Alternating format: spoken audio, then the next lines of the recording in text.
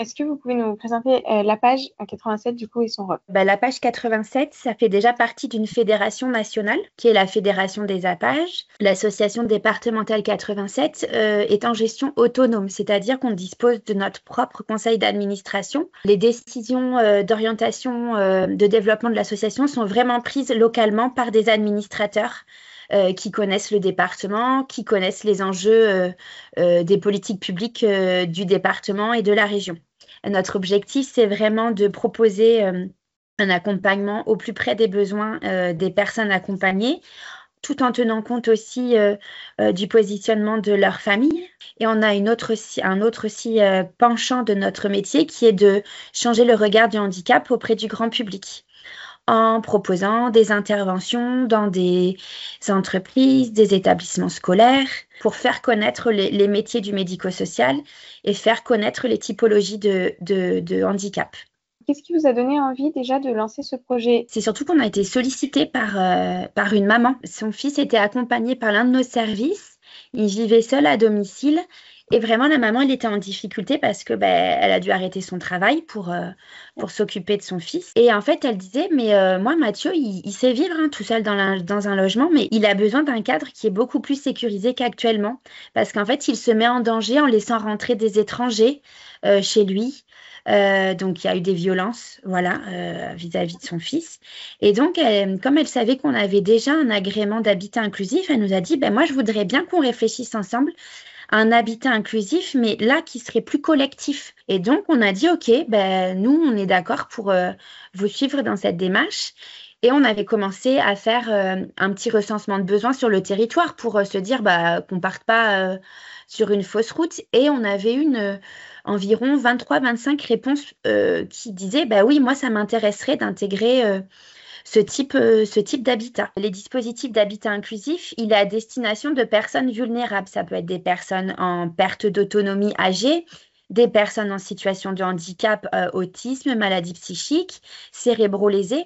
Et en fait, les dispositifs d'habitat inclusif, c'est assurer un cadre sécurisé et sécurisant d'un logement, tout en permettant et en facilitant l'accès à un collectif et de partager des activités culturelles, des centres d'intérêt pour engager les personnes dans leur vie sociale, en fait. Et l'autre pendant aussi, c'est que souvent, ces personnes-là, elles dépendent beaucoup de l'aide de leur famille dans leur quotidien, pour faire leurs courses, pour régler des petits problèmes du quotidien dans un logement, changer une ampoule, parce que c'est des choses qui peuvent les mettre en difficulté.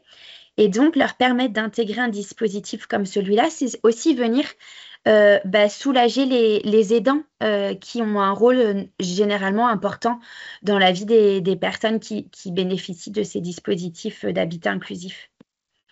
Je voulais revenir sur la collaboration avec l'ADER LAURA. Ça a vraiment été un élément important et ça nous a donné une nouvelle dynamique parce que c'est vrai qu'on commençait un petit peu à perdre espoir dans ce projet, à ne pas avoir d'opportunités qui se présentaient à nous.